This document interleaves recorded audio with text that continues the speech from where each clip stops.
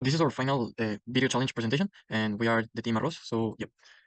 And yeah, for this challenge, what we needed to make was a robot that moves throughout the smart factory. And well, we put like different points on the space where the robot needed to call the X-arm robot to make a pick and place. And yeah, we needed like a point of place, a point of pick, and the zero or where the robot started. It needed to be also the final place of the robot, and also the points of the pick and place needed to be a part of each like inverse on the table.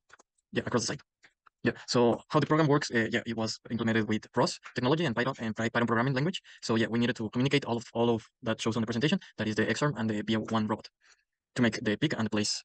So yeah. So how the program works? We made a methodology of waterfall in the launch files where we have our control wheel on the top as our master launch, and then it calls all the other nodes or launches in which we have a robot launch, which is a simulated robot. So what we define as a simulated robot is the state publisher of the robot, the localization of the robot, which is the odometry that the robot needs to do or to make to locate itself the joint, so the robot can see how it is, like the wheels or the chassis and the measurements of each, and the kinematic model. So how a kinematic model is processed, like for example in this case a non-holomatic kinematic model of a robot, standard robot. And also we have our closed loop controller in which we establish a part of our simulated robot, a closed loop controller node, and our XARM codes, which both of them are communicate with each other. And yeah, so for the work object, no, for the programming design, what we needed to make was like, so yeah, we needed to control our robot from each point to each point. But since we are using transformations for making this, so it was a bit hard because for the odometry callback, we received and processed the data from the odometry topic, which is the position and velocity information of where the robot is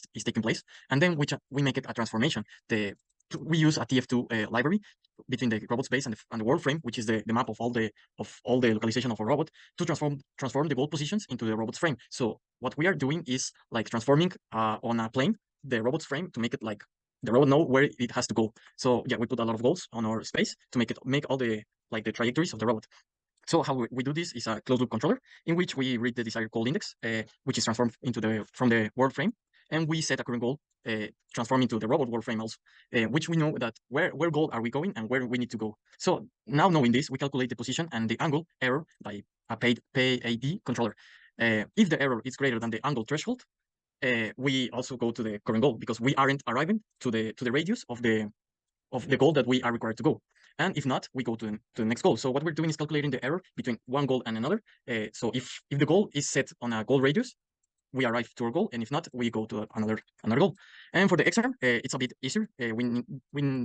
We haven't done a PID controller because we have a like libraries on our U-Factory Studio that makes the XRM go to Python code. So what we're doing is that we are enabling the robot, and then we define the trajectories and movement of the peak and the place, and we set up those two as a class function. So then we initialize our loop. If the end on the controller node I send where I arrive to my goal, data that the XRM reads in a topic, and if the data subscriber of the controller node is 1, then it makes the trajectory. So it callbacks the function to make the trajectory of the peak and the place depending on which data I published.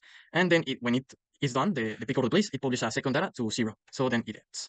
So as we can see on the next, yeah. So what it is doing is so yeah, we can see the road. If you can like process it like, so it can see the peak of the places, so you can jump to it. So we aren't like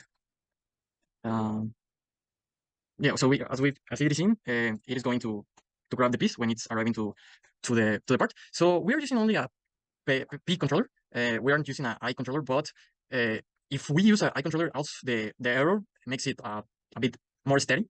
So our plan makes it more steady. So our process is better if we put an I controller also, but we hadn't the time to do it. But and we also see that the robot makes all the trajectories good with only the P controller. So yeah, what also we can see is that the behavior is good.